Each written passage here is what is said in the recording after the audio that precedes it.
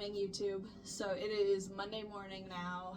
I'm still in my PJs, but I figured I'd come out here and show you guys what we ordered with this half a beef, why we ordered it the way we did.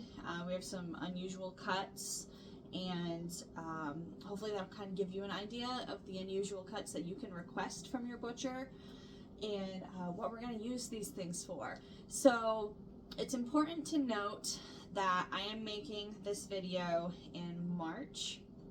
So we are going into summer and barbecue season.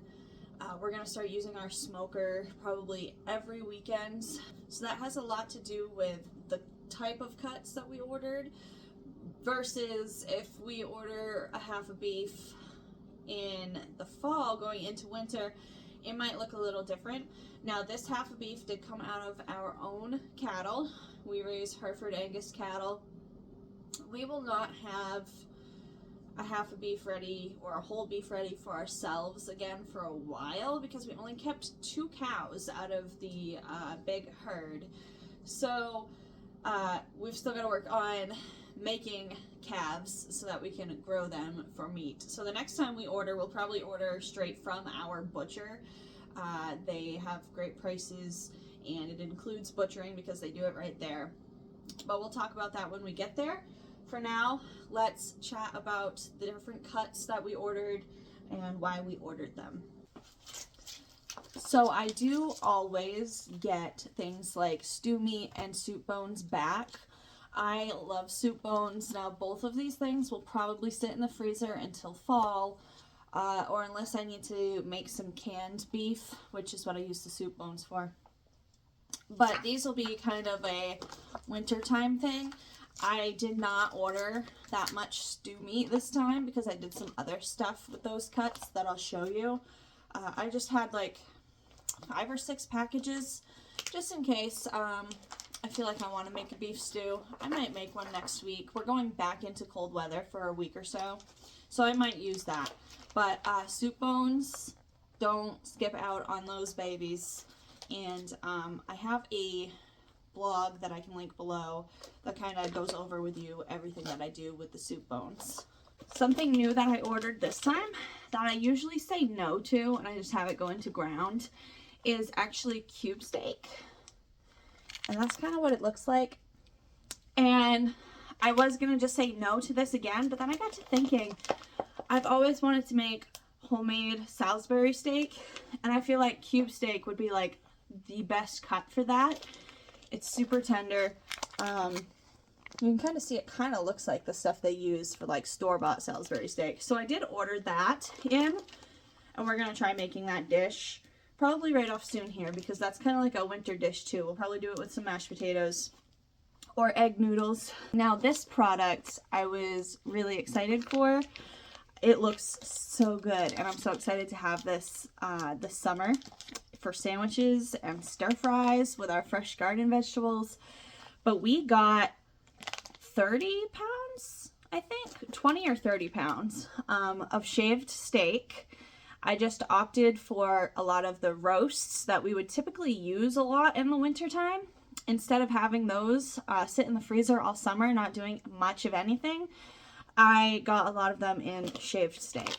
And this stuff looks fantastic.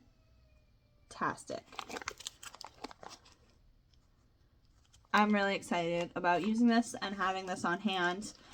If you didn't know you can request this, you can. You should be able to request just about anything you want from your butcher when you're ordering a half or a whole animal.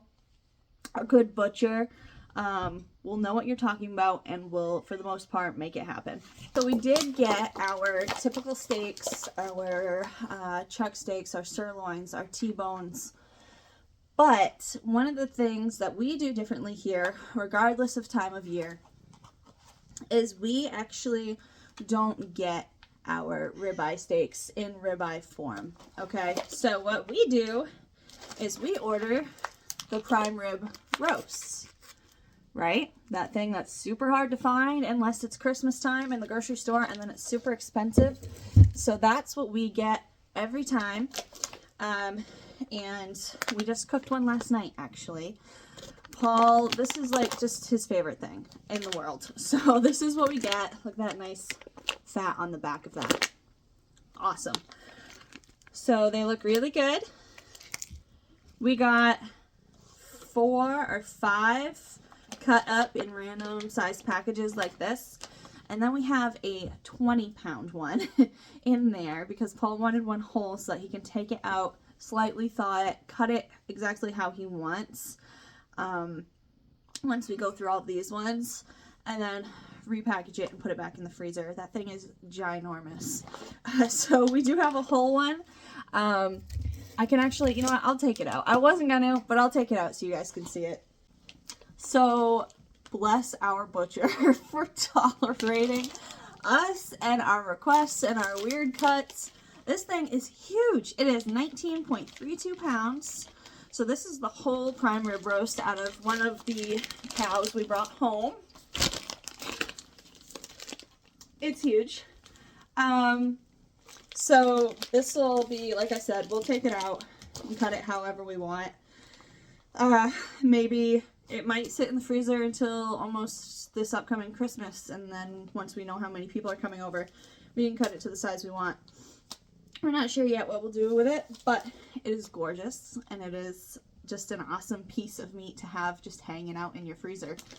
The other thing we did that was a bit unusual this time, and I'm not sure if we meant to, maybe I just wasn't paying attention to what I put on the form, but it's not a big deal, is we got our tenderloins in whole, and we have like 4 of these in there, which is really exciting. This is kind of a cool cut to have. Again, if we want this smaller, or if we decide we want tenderloin steaks, we can take one of these out, cut it into steaks, repackage it, put it back in. Not a big deal. But they're about 4 pounds each, and they look great. How exciting is it to have meat that looks this good that came out of your backyard in your freezer? So cool. So we got a few of those. So the other thing, this is the last thing I think I need to show you guys. So I did get a few roasts to have on hand. Sometimes we like to throw those on the smoker with a pork roast and have a barbecue. So I did get a few in.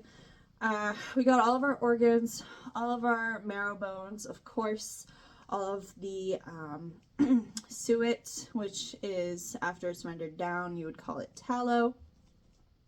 So we got all of that extra stuff that we usually get. We got ground beef, but this, another giant cut. We have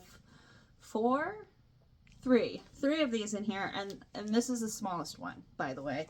But we ordered in the whole briskets. I feel like we could have gotten these cut in half, but Paul gets really excited when it comes time to bring home beef, and he loves to get just these giant cuts and figure out what he wants to do with them once they're here. So we have ginormous briskets. This is the smallest one. The other ones are like, they're big. So it looks fantastic though. Look at that. Oh my god. So really excited going into barbecue season and smoking season to have these on hand. These will be absolutely delicious on the smoker all day long. I was thinking about, I don't know if we're having anybody over for Easter, but if we are, I was thinking about taking one out for Easter, or maybe just a couple weekends later to have a spring barbecue. But that is it. That is what we got. Not a lot of individual cuts because we got a lot of big pieces to utilize in different ways, and I hope this gave you guys some ideas. If you ever get the chance to bring home a half or a whole animal from your own farm or a local farm, I highly suggest doing it. It's so exciting, and it's just a phenomenal product. Thank you guys for joining me. We will chat soon. Happy homesteading.